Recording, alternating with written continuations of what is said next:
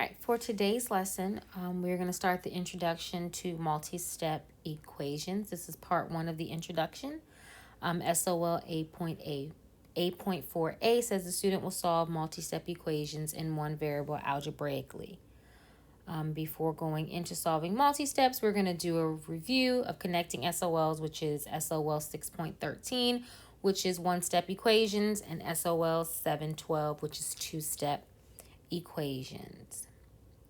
By the end of this lesson, you'll be able to solve one-step equation in one variable algebraically and solve two-step equations in one variable algebraically.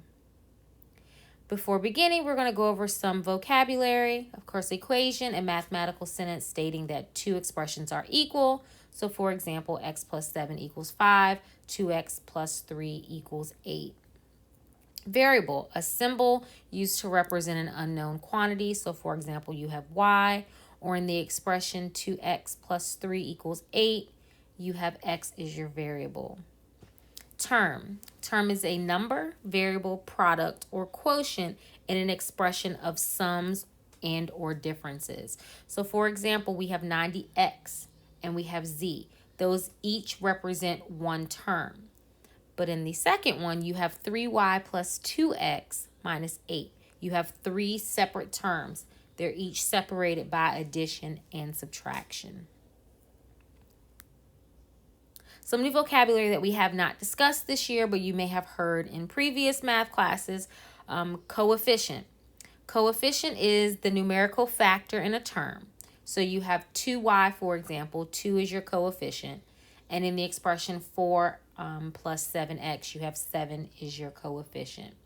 Solution, the set of all values that when substituted for unknowns makes an equation true. So when you solve an equation, you may get x is equal to another number, y is equal to a number, z is equal to a number. That makes the equation true. Inverse operations are opposite operations that undo each other. Addition and subtraction are inverse operations. Multiplication and division are inverse operations. Reciprocal. The reciprocal of 7 is 1 over 7 because 7 times 1 over 7 is 1.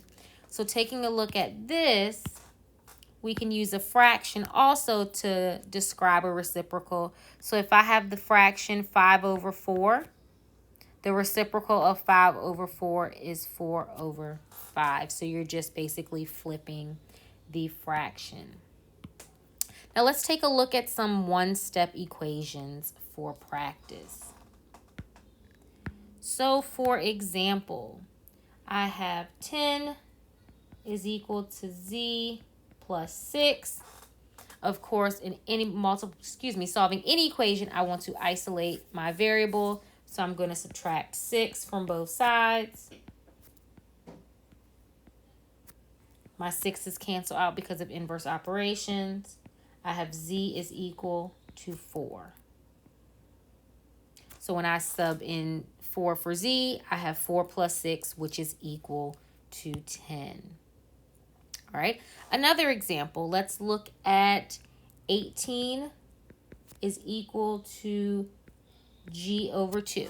All right. So my g is being divided by 2. So I'm going to multiply both sides by 2. My 2's cancel out. 2 times 18 gives me 36. So g is equal to 36. If I substitute 36 in for g, I get 36 divided by 2, which is 18. Let's look at an example with subtraction. So I have q minus 12 is equal to 1. I'm going to add 12 to both sides since 12 is being subtracted from q. I have q is equal to 13.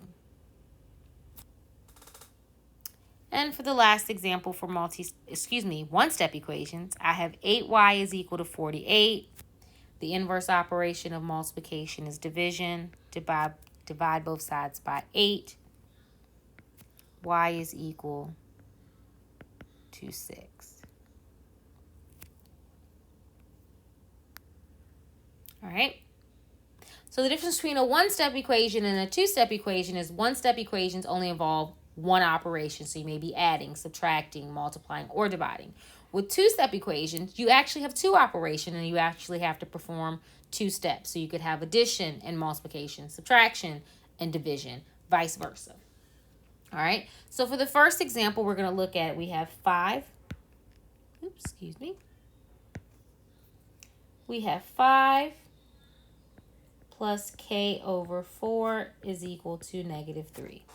All right, so again, our whole goal is to isolate the variable. Before I can isolate the variable or do anything with k, I have to get rid of that 5. Since my 5 is positive, I'm going to go ahead and subtract it from both sides.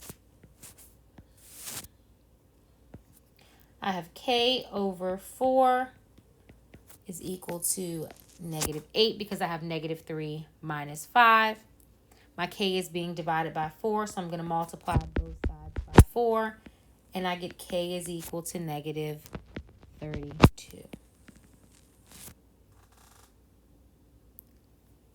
Okay. Again, like the other examples, I can substitute -32 in for k and simplify from there and check to make sure that it is correct. All right, the next example, I have -15 equals -6 minus 3c. Again, before I can do anything with that c, I have to get rid of that -6. So I'm going to add 6 to both sides so that I can cancel out my 6. I'm left with 3c on the right. -15 plus 6 gives me a -9. I'm then going to divide both sides by 3 because I want to isolate my c. My 3's cancel out, and I have c is equal to -3. And just like before, we can plug it in. Now it's time for you to test your knowledge. At the end of this video, you will practice these 4 problems and submit your answers to check to make sure they are correct.